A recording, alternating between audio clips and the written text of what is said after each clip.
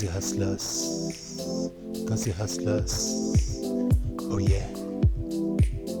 Hustling, hustling. Yes. Hustling, hustling. Kasi hustlers. Kasi hustlers. Hustling, hustling. Oh yeah. Oh yeah.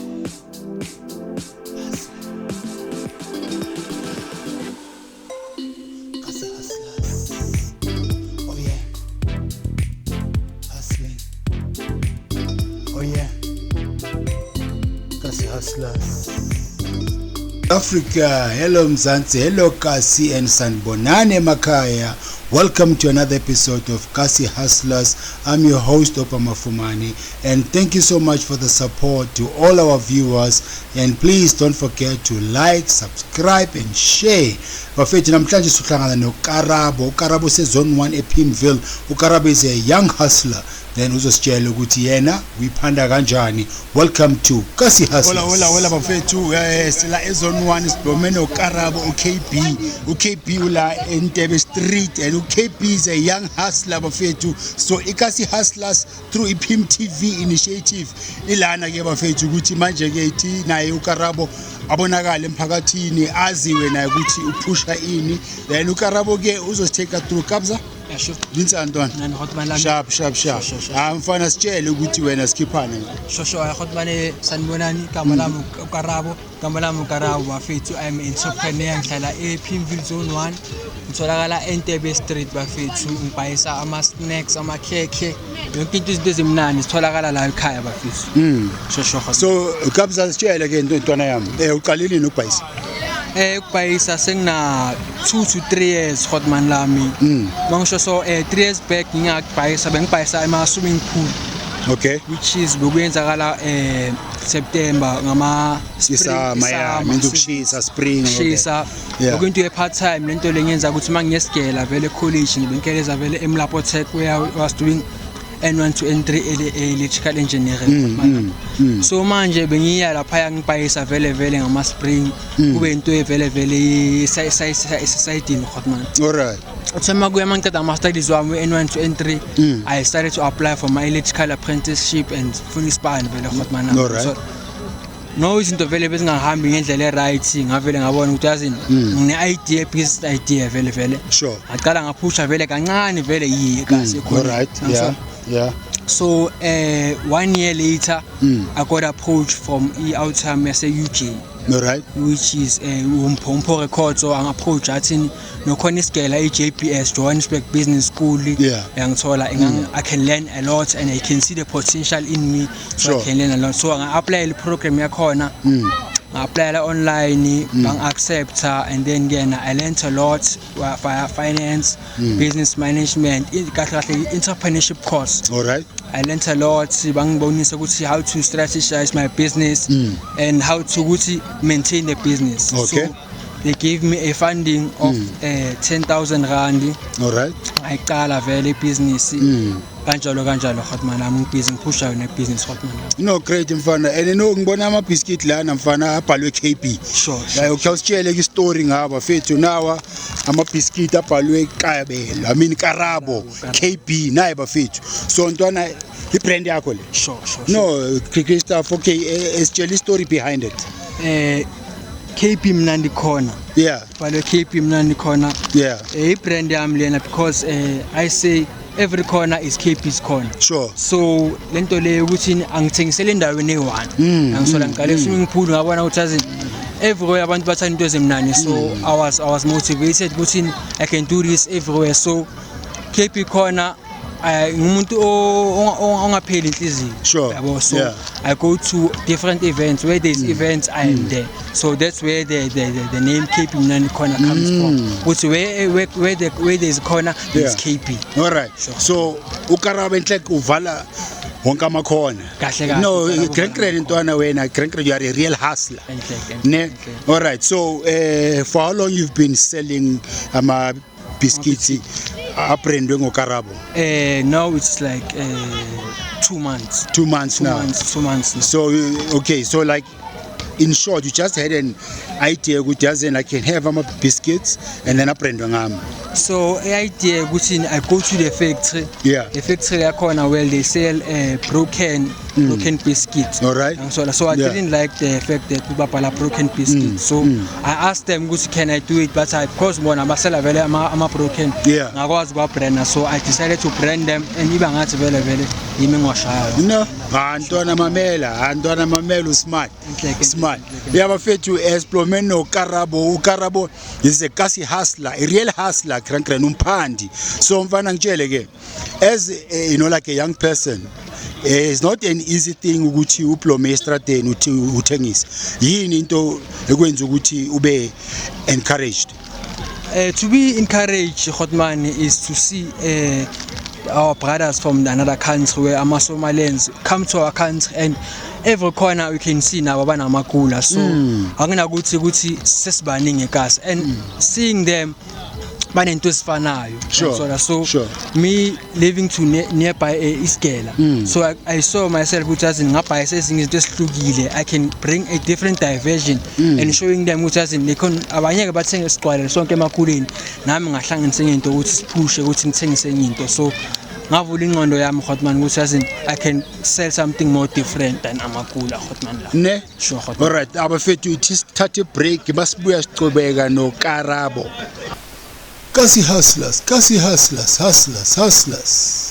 fethu sisaplomeno Karabo UKP so ntwana ke engitshele ntwana so njengoba wena as a hustler isikhathi sokubloma namajita or ukushaya around like ebumnandini or mhlambe uno usisters la uphusha naye unaso nje isikhathi or it's all about hustling. I know Hotman as out as jita sekasi no ifrong nayo namajita nginawo ngiploma nawo but I ngikhetha ukuprioritize izinto zami ngisola Hotman. No, great stuff. And I have a goal. Angithi ngine goal Hotman mara ngifuna ukushaya every weekend. Sure. Ngifuna ukubona medium every weekend. Yeah. So fanele sibe ne timetable nami ngizokwazi ukuphanda ngisola ngoba at the end of the day wona lamajita lawo afuna inyuku uthi siplome.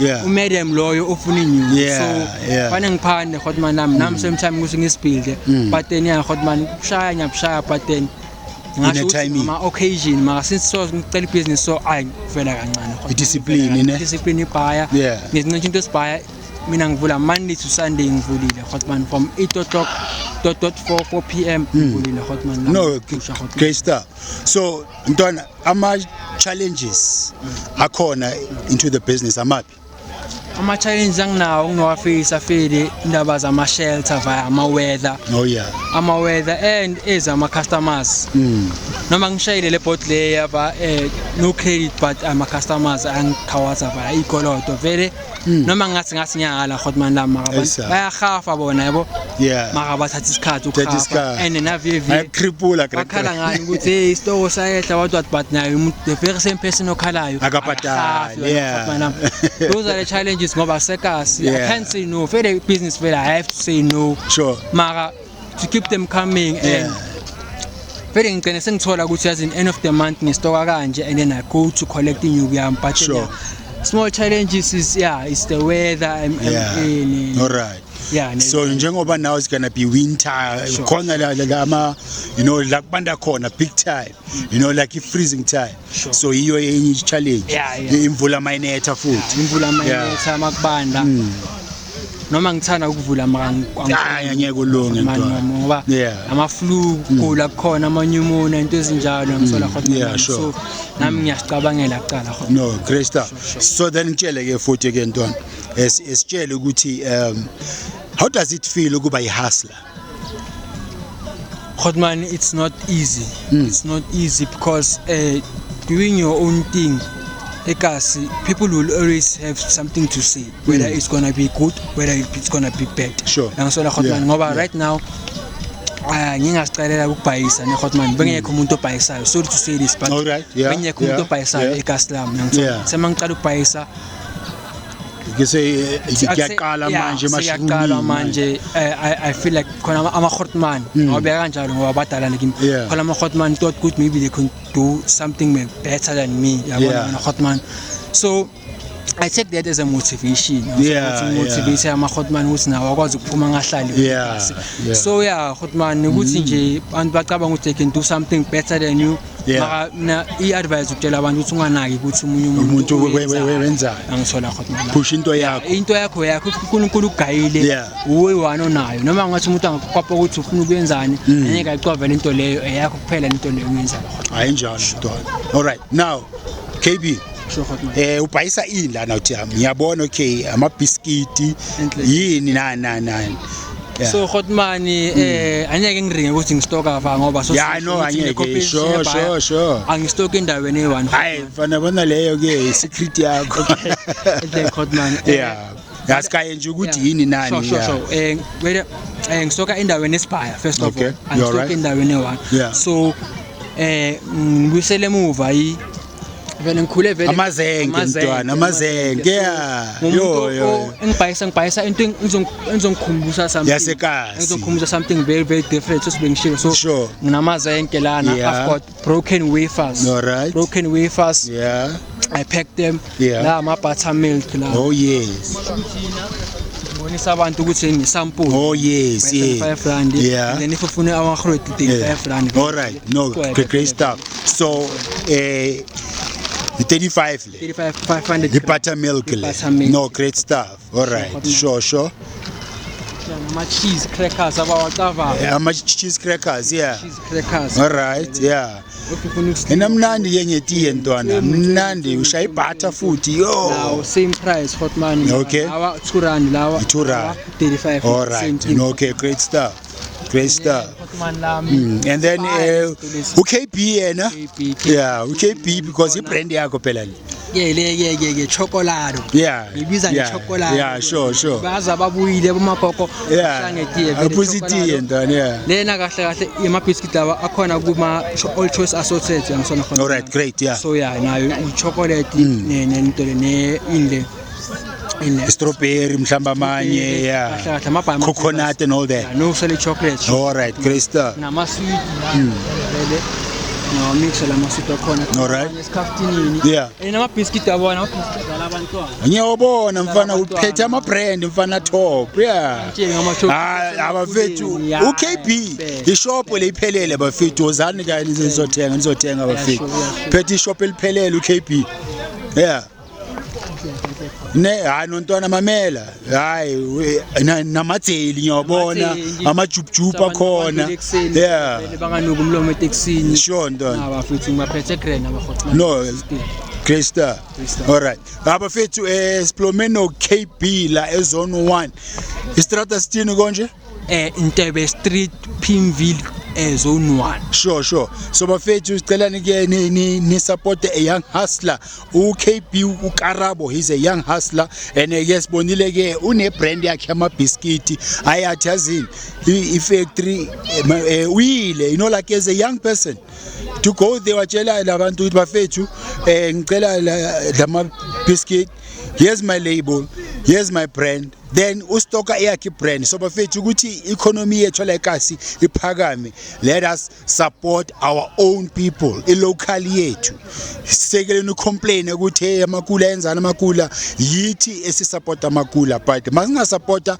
abantu bethu then ilife yabo nayo izochange then izinto ke ezolunga la eMzansi sontwana mamela ke sitshele nje imessage ungagaya amanye ama hustlers amanye ama hustlers ukuthi bafethu if you have an idea in your head go with it go with it and don't be afraid to try it out don't be afraid to fail because there are going to be challenges bakhona abantu abanye ababhaye and another thing abantu abacava anyeke bakusupport ama strangers kakhulu so unganaki ukuthi ubani ngoba uyamcava akathengi no ungazinaki lezi zinto lezo patient is another thing nyeke ukuthi fandago ufuna ukubhayisa and then kusasa ube ne-million cela uzama usebenza ingqondo yakho patience bafethu and then unaki ukuthi ama customer akho ancanywa ini abantu aba around nabancanywa ini and ungathatha ama ideas wabo wena ufaka izinto ngesikhathi sakho ungathi umunye umuntu uzwa umunye umuntu faka ama Doritos umunye umuntu faka ama yini ungamameli abanye abantu wena iya ngepace yabo uya ngokuthi izinto zakho sithengwa kanjani. Sure. Sure. Alright kabza ithi start break intwana sobuya ithi bafethu sishaye break nyana sizobuya ke siqhubeke ke no Karabo. Hustlers.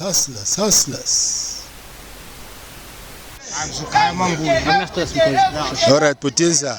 Yeah, no, bafethu sibuyile sino Karabo la Zone 1. Karabo, like I've said, he's a young hustler. So bafethu asisupporte nama young hustlers wethu ukuthi bangabhemi inyawupe. Ngoba if you're thengisa uKarabo asimsupport siyalema containering.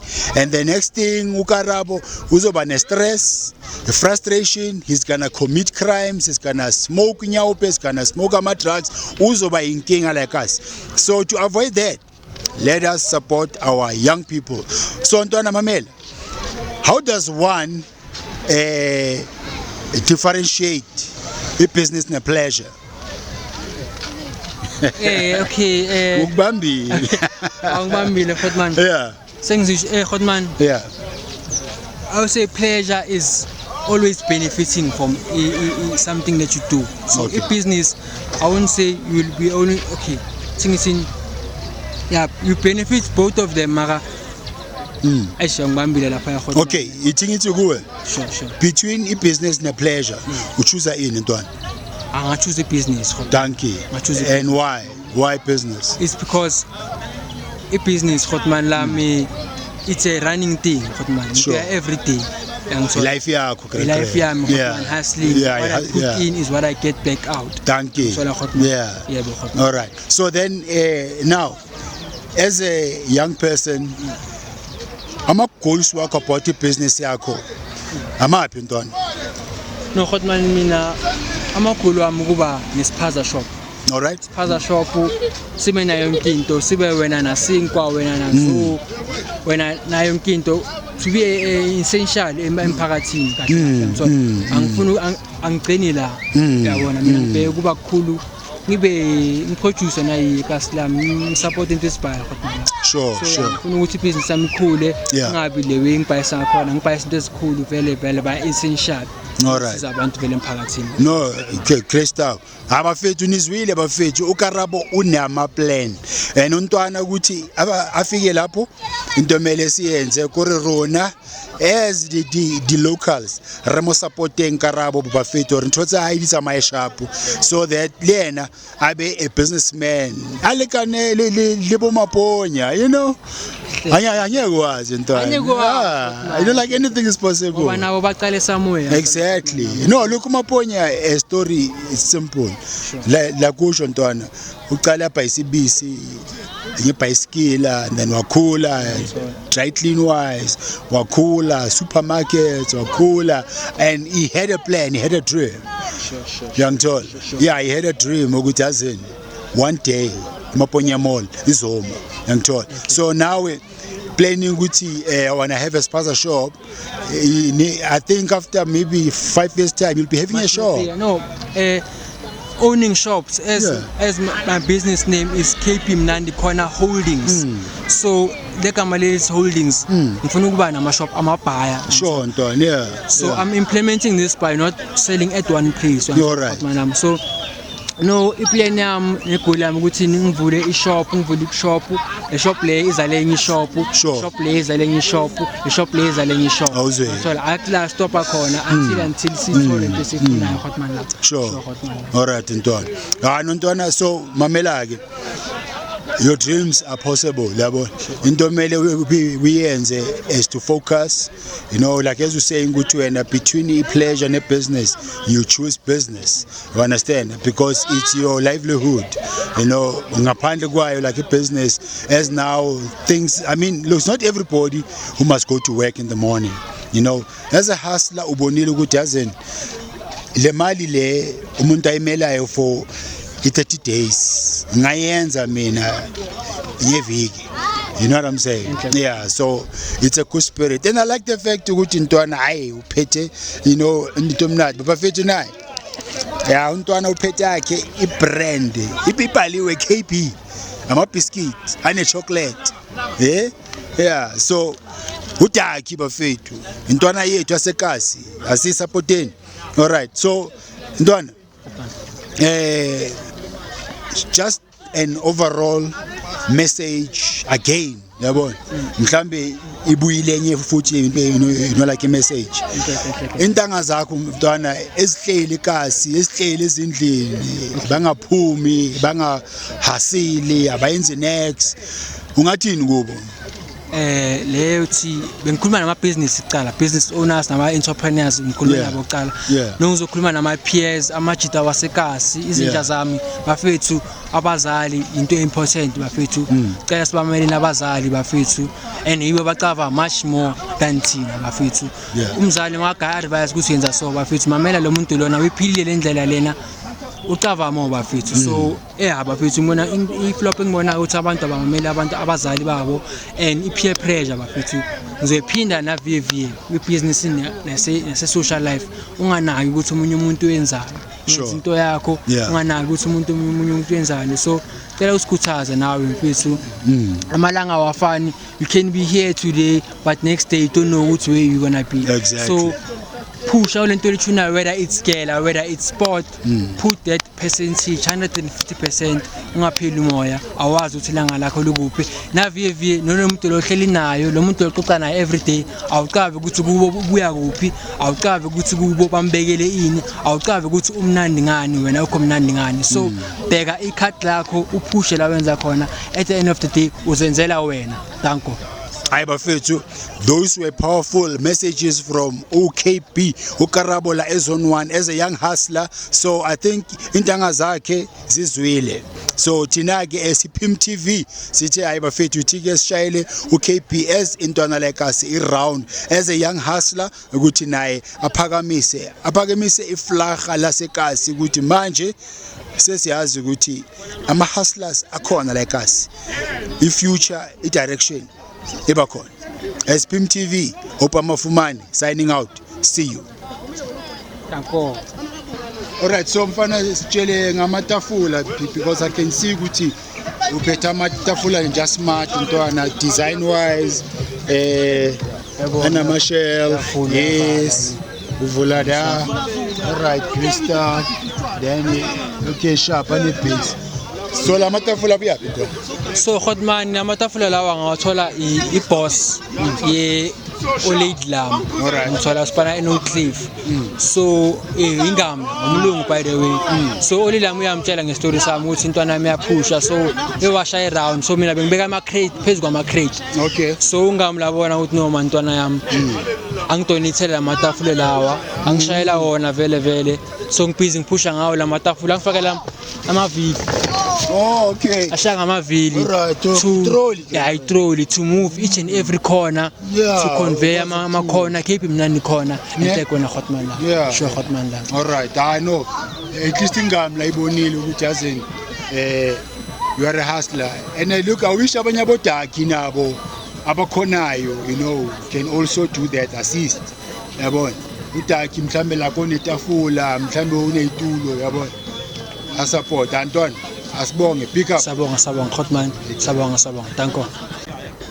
Alright bafethu la ngithola khona bafethu ngabhalile lapha ama details wami which is 084 923 9403 lapho yi WhatsApp business yami where you can make bulk orders Khotman nami. Facebook ngithola ngo Karabo Miami Ngcobo ilapho uzongithola khona Khotman sure Khotman la. Shosho bafethu ngicela ukubonga iPim TV for ukubona i-potential in me for ukuthi i-advertise e-brand lami Pim TV ngiyabonga ngicela noma ubani obhekelele kahle le full episode uzwile ukuthi I did N1 to N3 electrical engineering ngine license bafethu code 10 ngine PDP angihlalanga kuphela maybe niyasho ukuthi ngihleli kuphela ngina next bafethu ngifuna isipani I keep on applying every day maka ukuthi ngibuye phambili ngivula istand ukuthi ngingashawa stress sihlezi sikhona bafethu so cela siphumeleni bafethu pushani bafethu noma ngabhayisa ama sweet makachubeke apply so thank you for the Pim TV sabonga bafethu danko. Big up Kasi Hustlers. Big up.